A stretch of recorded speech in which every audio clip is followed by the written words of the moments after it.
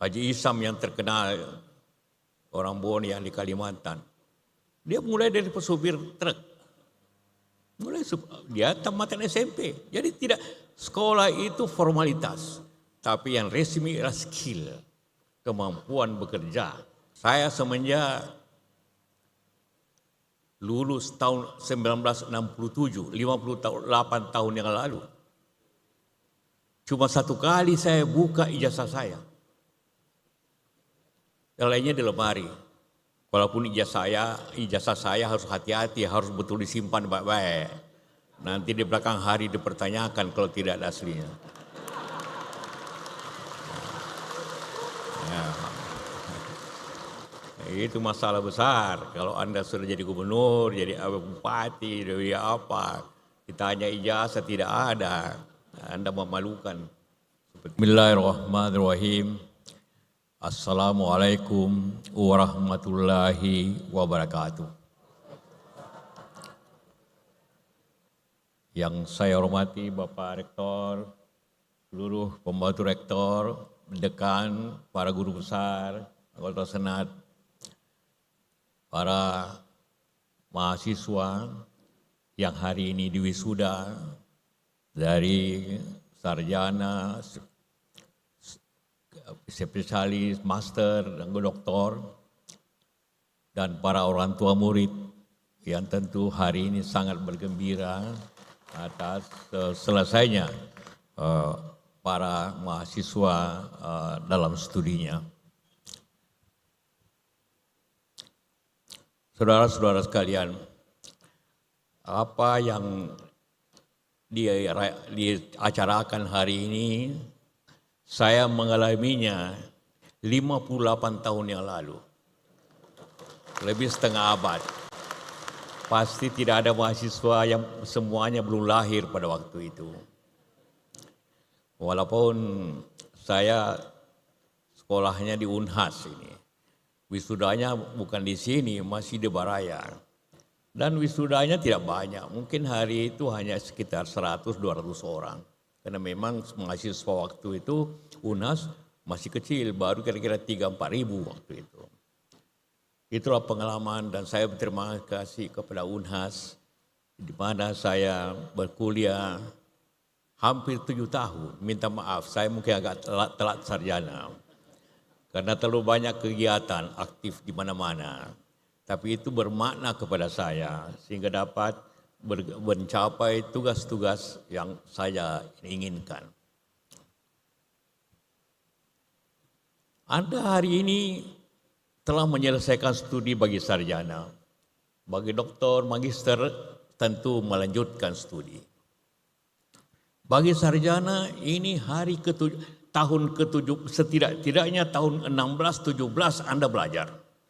SD 6 tahun, SMP 3 tahun, SMA 3 tahun, dan mungkin 4 atau 5 tahun di sini.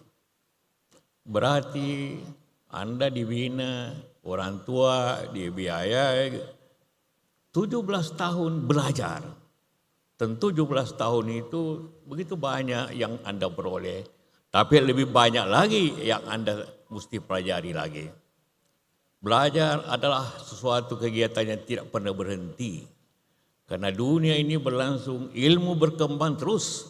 Sehingga apabila Anda berhenti belajar, maka ilmu Anda akan berhenti dan kemampuan Anda bersaing akan kalah dengan yang lainnya yang terus belajar.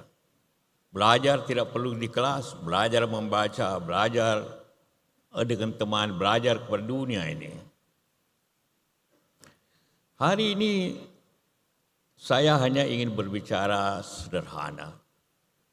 Apa yang Anda akan hadapi di dunia ini, apa yang semua kita akan hadapi di dunia dan sekarang ini, dan apa yang seharusnya kita lakukan.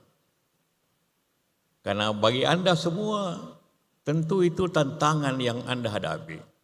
Anda selesaikan pada masa perkuliahan, masa belajar Anda belajar resmi selesai. Dan Anda akan menghadapi dunia nyata, dunia bekerja, dunia mengabdi, dan dunia untuk meningkatkan kehidupan Anda, keluarga Anda pada masa akan datang. Dunia dewasa ini bukanlah situasi yang enak. Bukan situasi seperti 10 tahun yang lalu. Situasi dunia cepat berubah pada tahun-tahun terakhir ini. Dunia mengalami krisis. Krisis perang fisik dan krisis perang ekonomi. Tiap hari Anda lihat di televisi, bagaimana perang di Ukraina lawan Rusia sudah hampir 3 tahun. Berjalan terus dan tanpa henti. Korbannya begitu banyak, baik jiwa dan manusia, dan juga kehidupan dunia sekitarnya. Perang di Gaza antara Israel dan Palestina sudah hampir 2 tahun berlangsung terus. Dan itu menggambarkan begitu banyak orang korban, begitu banyak tersiksa, begitu banyak konflik-konflik selanjutnya di dunia ini. Baru-baru ini perang di Pakistan dan India. Perang ini memang berhenti sejenak. Tapi dendam antara mereka tetap ada. Dan bisa lagi melanjutkan perang yang akan datang. Karena itu merupakan suatu potensi yang besar. Dan kita harus mengharapkan agar kedamaian juga bisa dicapai di sana. Potensi lainnya perang antar di dalam negara, di Sudan, di Yaman, di Myanmar, dimanapun di dunia ini. Begitu banyak. Alhamdulillah kita hampir semua selesai terkecuali Papua masih ada.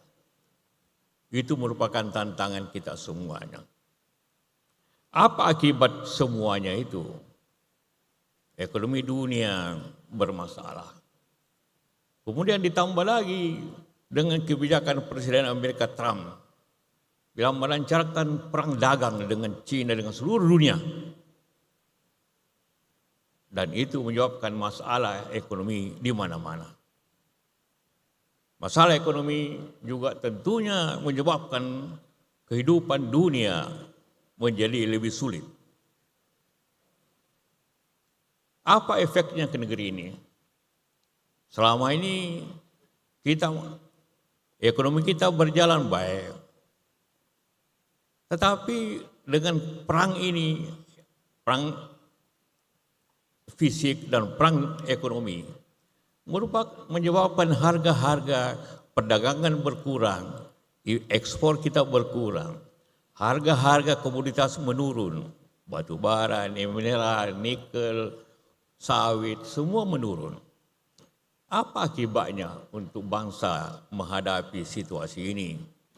Ialah ekonomi menurun, kemampuan negara untuk membangun mengecil, yang kita sebutnya, pemerintah menyebutnya efisiensi. Dulu anggaran PU saja 150 triliun lebih yang infrastruktur, sekarang tinggal 28 triliun. Kita akan menghadapi jalan-jalanan rusak yang tidak bisa diperbaiki pada tahun-tahun ini yang masa datang. Pengairan yang tidak bisa berjalan dan juga kota yang tidak berlangsung baik. Itu akan terjadi semuanya yang kita hadapi. Para pengusaha mengurangi pegawai. Para pedagang jualannya menurun. Apa akibatnya? Pajak menurun. Apabila pajak menurun, kemampuan membangun mengecil. Apa akibatnya? Pengusaha-pengusaha mengurangi pegawai, mengurangi masalah, dan sebagainya. Efeknya ialah pengangguran, menambah orang yang miskin, menambah perusahaan yang ditutup, banyak PHK yang terjadi.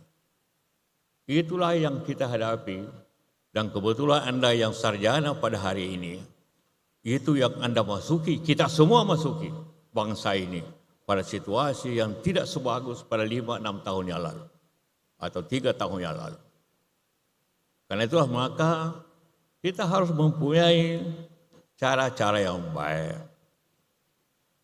Anda lihat di TV di Bekasi pada saat job fair diperkirakan hanya 22.000 orang untuk hadir job fair. Ternyata yang ingin mencari kerja di Bekasi saja 25.000 orang yang datang dan terjadi kegaduhan luar biasa. karena orang mencari kerja yang sangat terbatas. Banyak perusahaan saya bukakan, hanya mencari 20 insinyur baru untuk proyek-proyek yang memang terbatas. Yang melamar 23.000 insinyur yang melamar. Artinya begitu banyak insinyur yang belum mendapat kerja.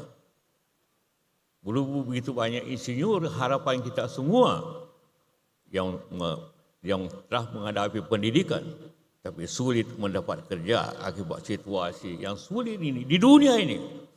Bukan hanya terjadi di sini, terjadi di Amerika, terjadi di Eropa, terjadi di Asia lainnya. Itu yang kita hadapi. Karena itulah maka Anda semua harus siap menghadapi situasi yang tidak menguntungkan ini. Karena apabila kita tidak menghadapi ini, maka kita tidak akan melewati situasi yang baik. Anda semua sudah didukung oleh keluarga, oleh orang tua untuk datang ke Unhas dan sekolah-sekolah sebelumnya. Tentu mengharapkan Anda mempunyai masa depan yang baik. Dengan situasi ini tentu tidaklah mudah. Maaf.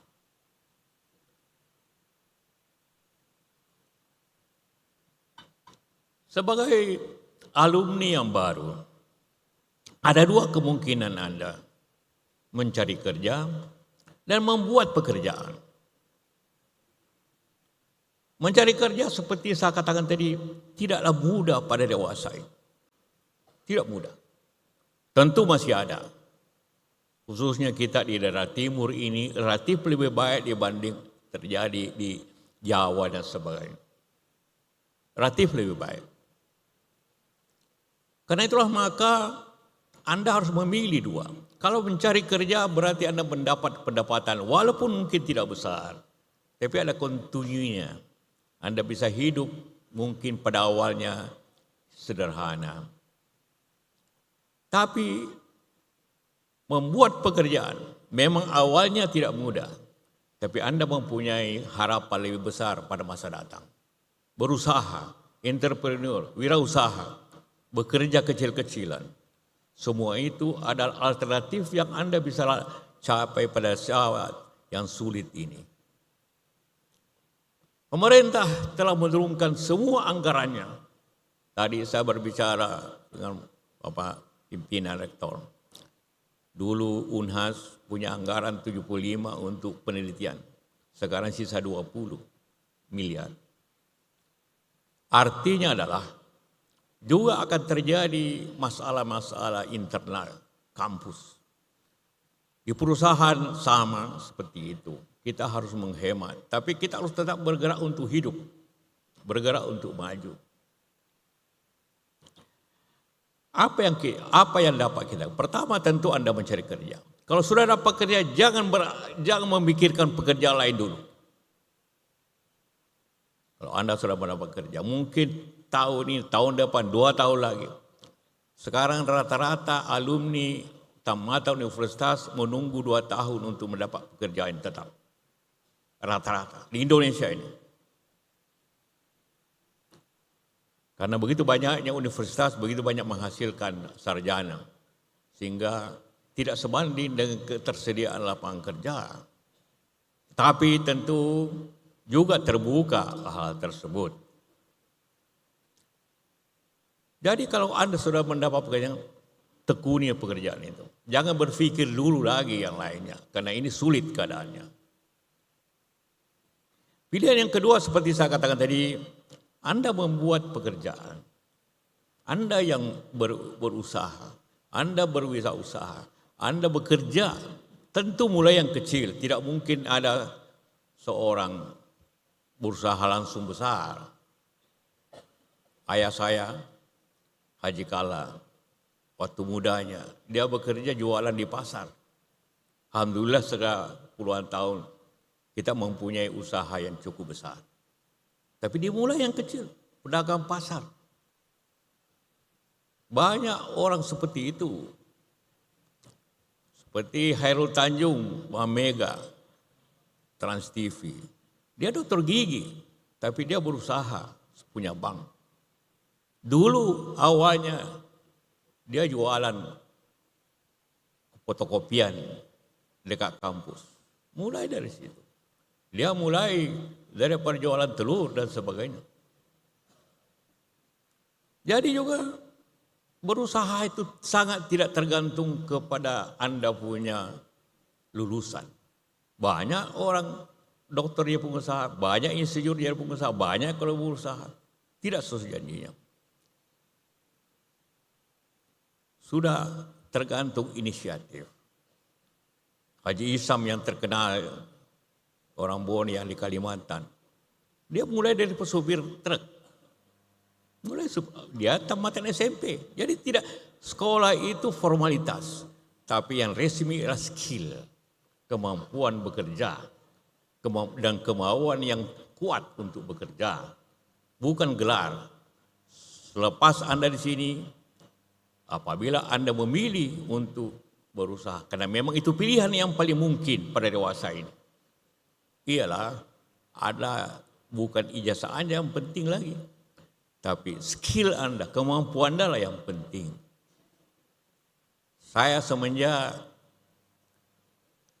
lulus tahun 1967, 58 tahun yang lalu, cuma satu kali saya buka ijazah saya.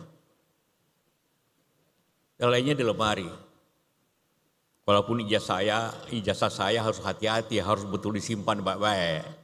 Nanti di belakang hari dipertanyakan kalau tidak ada aslinya. Ya.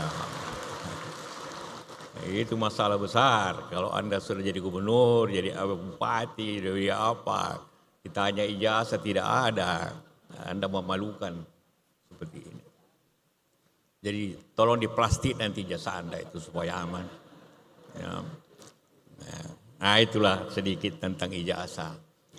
Setelah ini ijazah dapat dari Pak Rektor, ada simpan lemari dan Anda tidak pernah buka lagi.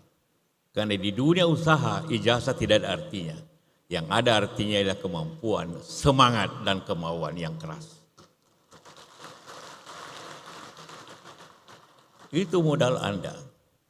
Dan saya yakin Anda semua. Saya tahu di UNAS ini bukan hanya orang Bugis Makassar, ada dari luar daerah, ada dari Bali, dari Jawa, dari Kalimantan, macam-macam. Tapi Anda sudah berada di sini dalam suasana budaya Bugis Makassar. Budaya Bugis Makassar selalu dimaknakan dengan 4 sifat yang kuat. Pertama, dia harus maca, pintar. Karena itulah memang budaya kita harus belajar. Tidak mungkin ada pintar tanpa belajar atau pengalaman. Yang kedua adalah berani. Anda harus berani seperti itu. Dan ketiga tentunya Anda harus punya ide dan semangat yang baik. Tanpa itu Anda tidak akan bisa lolos dalam dunia yang sulit ini. Saya katakan sulit. Karena saya pun mengalami kesulitan dalam beberapa hal. Pada dewasa ini dari segi ekonomi. Walaupun kita mempunyai cara untuk mengatasi itu. Nah, saya tidak akan berusaha untuk bagaimana Anda cari kerja. Karena itu lumrah. Mungkin Anda membuat 100 surat lamaran. Barangkali ada yang jawab paling tinggi 5 atau 10. Dewasa ini. Karena memang orang banyak usaha, banyak pemerintah tentu membatasi PNS. Dulu honorer banyak, sekarang hampir semuanya mau ditutup honorer itu. Jadi mencari kerja pemerintah tentu ada saja. Tapi jangan lupa, tiap tahun sarjana yang baru kira-kira 800.000 seluruh Indonesia. Pemerintah kira-kira pegawai ASN pemerintah yang baru hanya 100.000 per tahun. Sarjana kira-kira 25.000. Jadi apabila Anda berminat jadi pemerintah, kemungkinannya di bawah 3%, 4% saja dari sarjana yang bisa jadi pemerintah pada dewasa ini. Jadi tentunya harus mencari alternatif yang berbeda. Tapi sekali lagi saya ingin katakan, mencari kerja dan membuat kerja itu berbeda. Dalam hal ini tentu tiap wilayah berbeda-beda. Kalau dulu anak Unhas kalau tamat pada banyak yang pergi ke Jakarta, kemana, daerah lain. Banyak saya kasih rekomendasi kerja. Negara sekarang ini tentu masih ada, tapi sangat kecil dibanding zaman dahulu. Sekarang bagaimana berwirausaha? Wirausaha adalah suatu pilihan yang paling mungkin pada dewasa ini. Apabila kita berada di sini dan tentu daerah lain, Sulawesi ini mempunyai kekayaan yang besar. Pertanian, peternakan, perkebunan, ada usaha tambang, ada usaha perdagangan, ada industri kecil, ada tentu juga usaha-usaha yang ada. Dunia berkembang. Dunia berkembang. Daya beli masyarakat juga turun, tapi bervariasi.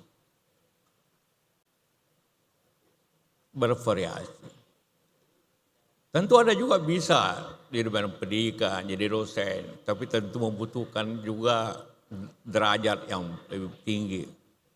Dosen tidak diterima lagi kalau hanya sarjana, tentu lebih tinggi lagi. Apa kemampuan kita di Selatan dan di Sulawesi?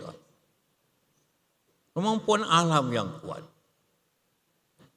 Apa kebutuhan dunia ini yang besar? Kebutuhan akan makanan dan sumber daya yang besar. Tidak pernah orang menurun membeli beras, tidak pernah menurun membeli ikan, tidak pernah menurun membeli sayur, tidak pernah menurun membeli kopi dan teh. Itu kebutuhan pokok sudah. Karena itu maka kita mampu banyak kemungkinan itu. Tentulah di sini bermacam-macam latar belakang.